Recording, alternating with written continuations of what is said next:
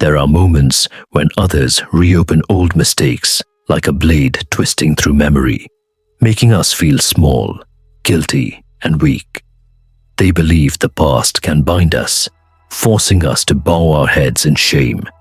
Yet the Stoics understood, no one can use the past as a weapon unless we allow it. Every mistake is a lesson, every wound, a witness to growth.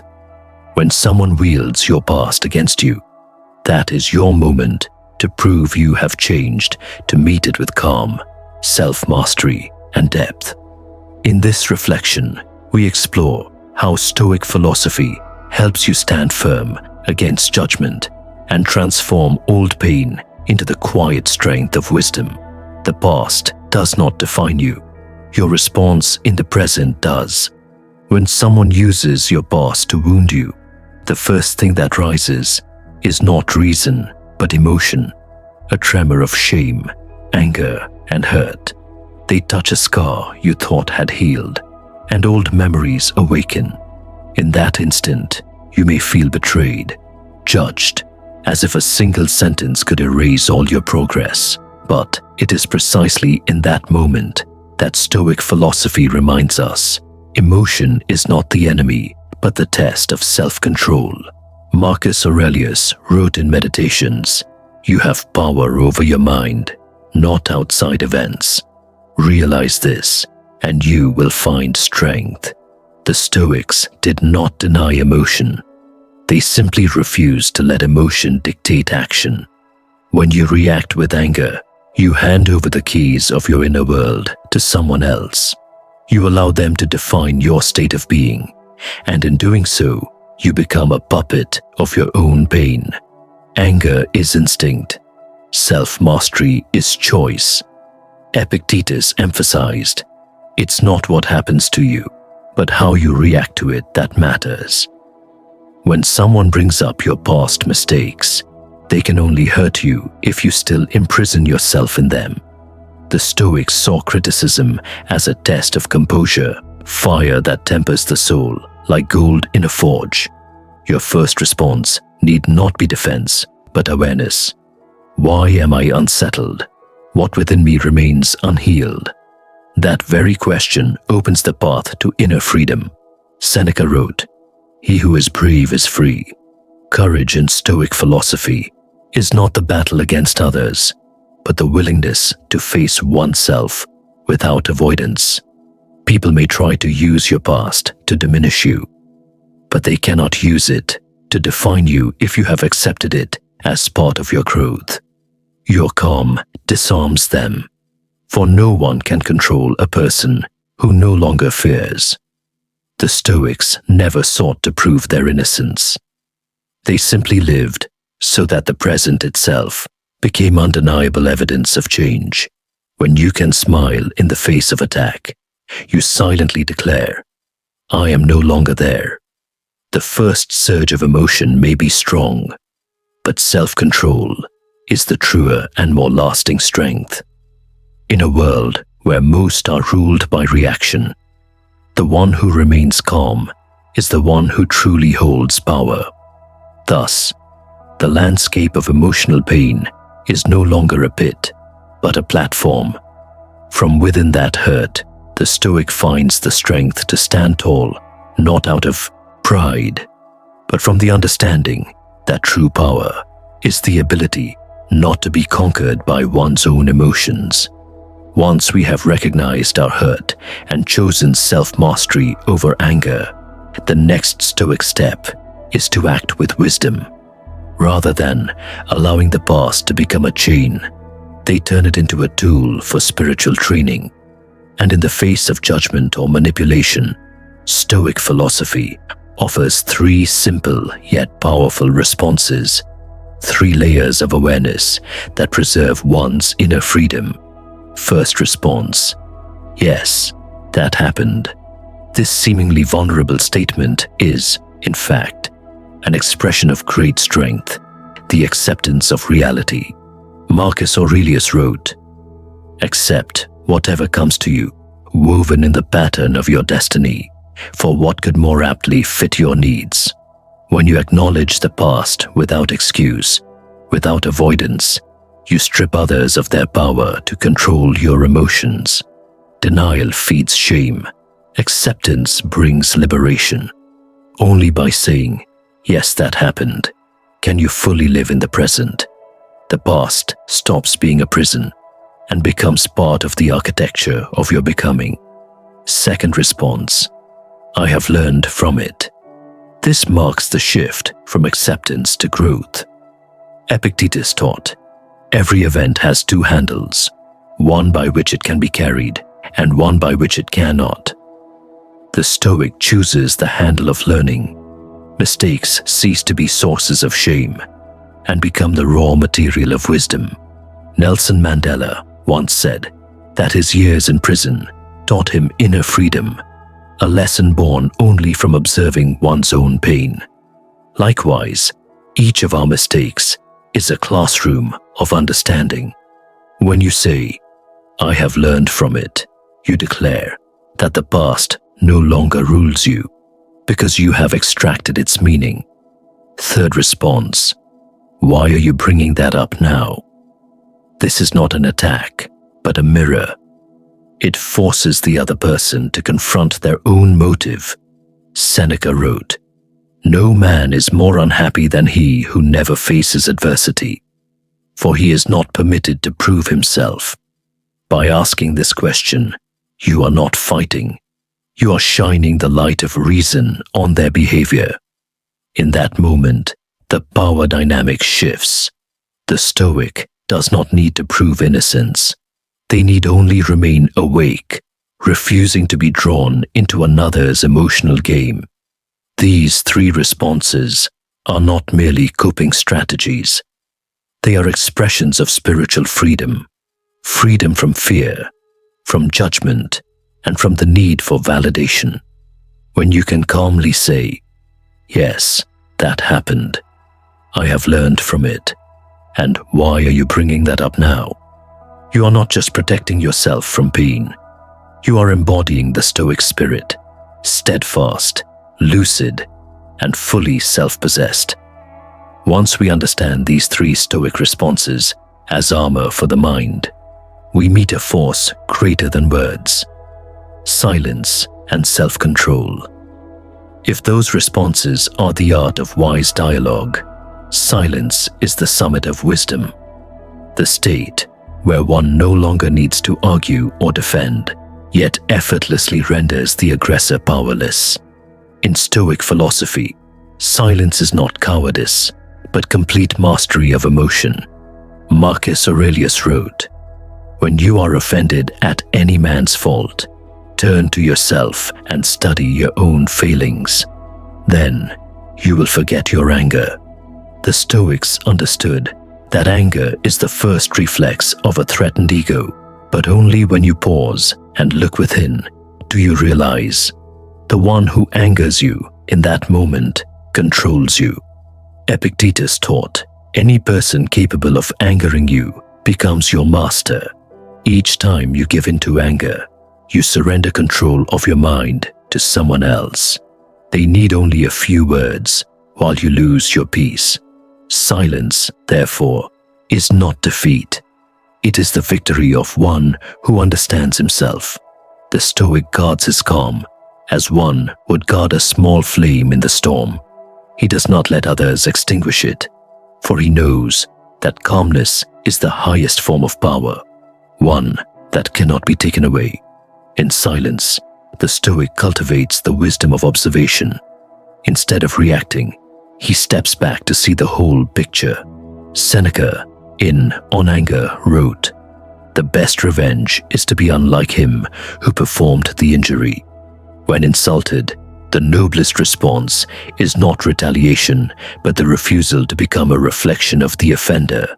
To stay silent under attack requires far greater strength than to shout in fury. Silence is also how the Stoic preserves inner stability amid outer chaos. He does not deny the world. He simply understands that the world will never cease to test his composure.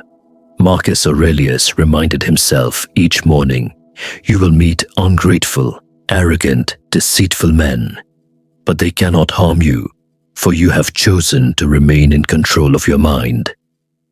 The Stoic wakes each day knowing that conflict is inevitable, but it is response, not circumstance, that defines one's character. Silence does not mean inaction. It is action at the highest level, the action of reason before words are spoken. Impulsive speech is a double-edged blade. It can soothe others, but it can also destroy the calm you worked hard to preserve. The Stoic chooses silence so that when he does speak, his words carry weight. When others argue loudly, calm silence becomes the most powerful voice in the room. In silence, you do not avoid the truth. You allow the truth to speak for itself. One who understands himself has no need to explain himself to the world. He knows his worth lies not in justification, but in how he lives each day. That is why the Stoic does not seek validation from others. He seeks consistency between his words, actions, and soul. Seneca wrote, "To be calm is the highest achievement of the self." Calmness is not a natural state. It is the product of inner discipline. Each time we restrain anger, we forge ourselves like a blacksmith tempers steel. Over time, that steel becomes the sword of wisdom, steady, sharp, and untarnished by fleeting emotion. Silence is also the language of confidence. The weak often speak to prove themselves. The strong communicate through presence and composure. Silence says, "I do not need to win with words, for I have already won within." This is the freedom Stoic philosophy aims for. Freedom from the need to control others and from dependence on the gaze of the crowd. In the modern world, where everyone is urged to react instantly, silence becomes an act of intellectual resistance. It declares that you refuse to move at the pace of anger. You choose instead to walk at the rhythm of reason. And in that stillness, you hear your true voice more clearly, unclouded by the noise outside. For the Stoic, silence is the weapon of freedom. It protects them from falling into others' traps and preserves the highest power of all, the power not to react in the way the world expects. In the moment you choose silence over rage, you cease to be a victim of circumstance and become the master of yourself. Silence does not make you weak. It makes you stronger, for only those who know their worth have the courage not to prove it. And when you can stand in the storm, calm and unshaken, without reaction or complaint, that is the moment you embody the very essence of Stoicism: self-mastery, clarity, and complete freedom. After understanding the power of silence and self-control, the Stoic steps into a deeper phase of the inner journey, the transformation of the past. If silence is the art of protecting the mind amid storms, then turning the past into strength is the art of transforming pain into wisdom. Tranquility cannot be achieved through emotional discipline alone. It is forged through impact, loss, and suffering. Stoic philosophy does not teach people to forget the past. It teaches them to transform it. Marcus Aurelius wrote in Meditations, "The impediment to action advances action. What stands in the way becomes the way. What once obstructed us, when seen with the right understanding, becomes the very path forward." Mistakes, failures, and sorrows are not stains to erase. They are the raw materials from which resilience and wisdom are built. The Stoic looks upon the past as a blacksmith looks at raw iron before forging it. No one is born strong. Inner strength arises from the willingness to collide with adversity and to use that very adversity as fuel for growth.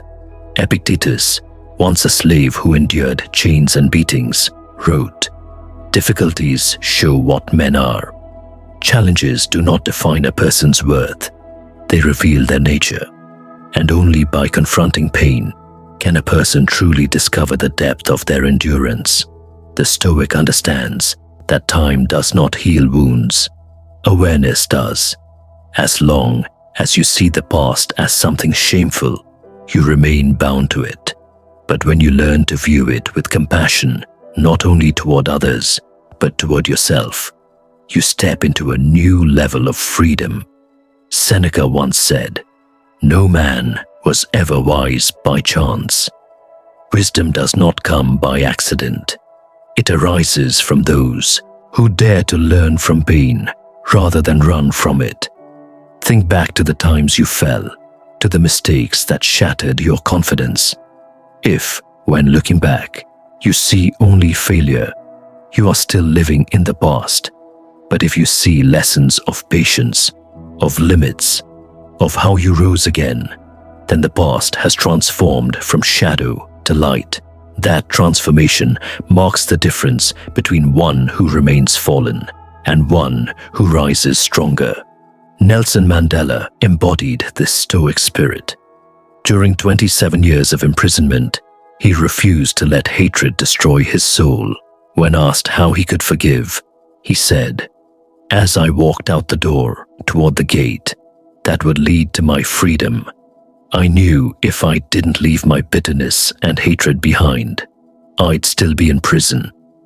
True freedom is not walking out of a cell. It is freeing the mind from the chains of the past.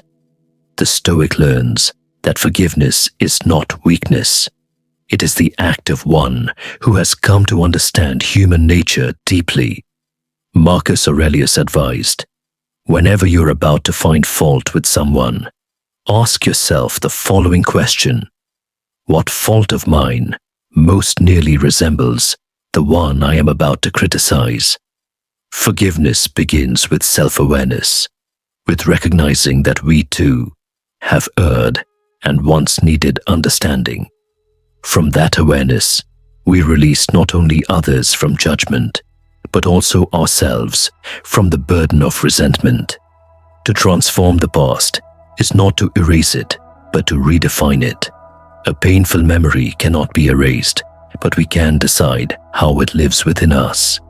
What was once a scar can become a mark of survival. What once symbolized weakness can become proof of strength. Each time we look back, instead of seeing loss, we see a journey that made us wiser, kinder, and more steadfast. Epictetus reminded, "Men are disturbed not by things, but by the view which they take of them." The world itself does not wound us. It is our interpretation that causes pain. When we change how we see the past, suffering loses its power to destroy and becomes the foundation of wisdom.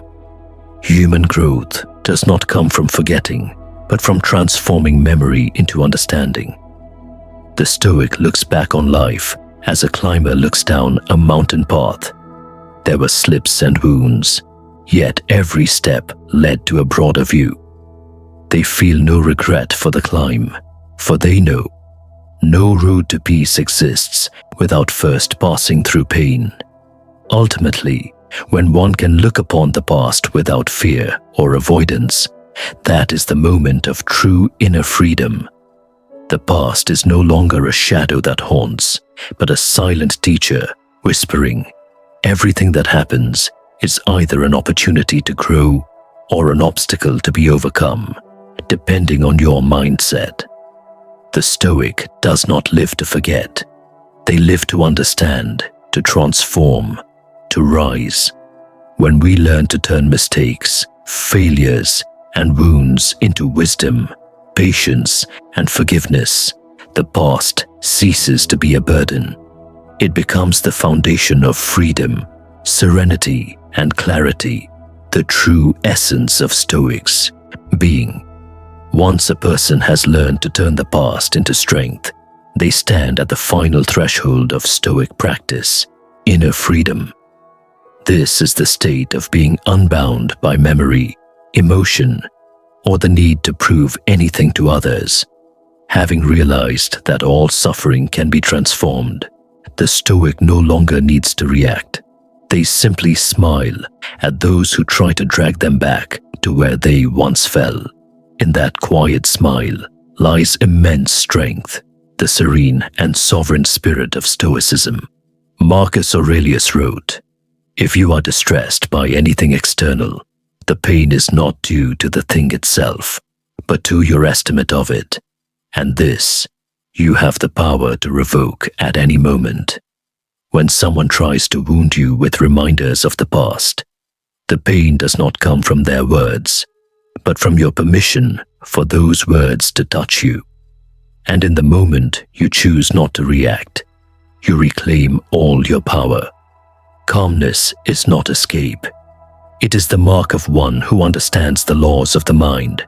No one can hurt you unless you allow it. In Stoic philosophy, true victory is not the defeat of others, but mastery over oneself. Epictetus said, "No man is free who is not master of himself." Freedom is not found in proving that we are right, but in remaining at peace, even when others believe we are wrong. When you respond to an insult with silence, with a calm smile, and the words, "Thank you, but that chapter of my life is closed," you do more than end a confrontation. You reveal a level of maturity your aggressor has yet to reach.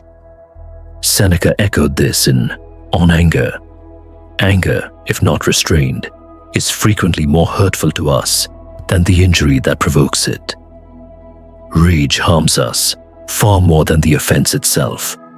The Stoic understands that to lose temper is to lose command of oneself, the highest virtue.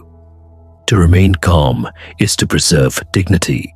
When you no longer need to argue or justify, you ascend to the realm of inner freedom, where no one can shake your equilibrium. In the modern world, many equate victory with retaliation, exposure, or proving a point. To the Stoic, however, silence and self-control are the highest forms of triumph. Those who constantly need to prove themselves remain chained to the judgment of others. The Stoic chooses to let go not from weakness, but from wisdom, knowing what truly matters, peace of mind. Marcus Aurelius reminded himself each day, "You could leave life right now." Let that determine what you do and say and think. When you remember the brevity of life, you no longer waste it on empty arguments. The Stoic's smile is not one of pride, but of understanding. They know that those who attack are merely projecting their own unhealed wounds. Seneca once wrote, "What need is there to weep over parts of life?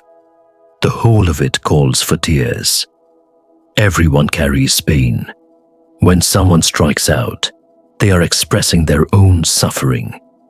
Thus, when you smile, you are not merely forgiving them, you are understanding them. You see that people act from where they are hurt, not from where they are enlightened. The Stoic does not aim to win arguments. They aim to win the dialogue within themselves. When you can say, "That chapter is closed," it means you have gone beyond the past, beyond emotion, into a state of serenity. This is the final destination of the Stoic journey. Ataraxia, the stillness of the soul. A mind no longer moved by praise or blame, no longer ruled by memory or pain, but focused only on what can be controlled, action and virtue. Epictetus captured this essence perfectly. Make the best use of what is in your power, and take the rest as it happens. When you realize you cannot control how others treat you, but can always control how you respond, you step into true freedom, the freedom born of wisdom, discipline, and daily self-mastery. And finally, when you can calmly smile at those who remind you of your past, remember that smile is not the end of a story, but the beginning of a new chapter, one of self-mastery, wisdom, and freedom. The Stoic does not flee from life. They live fully within it, amid judgment, chaos, and imperfection, yet remain unshaken by them. As Marcus Aurelius wrote, "Be like the rock against which the waves break. It stands firm, and the raging of the sea falls still around it." The Stoic is that rock in the storm of life, not resisting, merely standing firm. So when someone tries to pull you back into your past, smile and say, "Thank you, but that chapter is closed." That simple phrase is the declaration of a person who has come to deep self-understanding. It is not a rejection of the past, but an affirmation of emotional sovereignty, inner freedom, and spiritual awakening. True victory is not found in argument, but in the ability to remain calm amid the storm. For only when you master yourself do you truly master life. That is the Stoic spirit.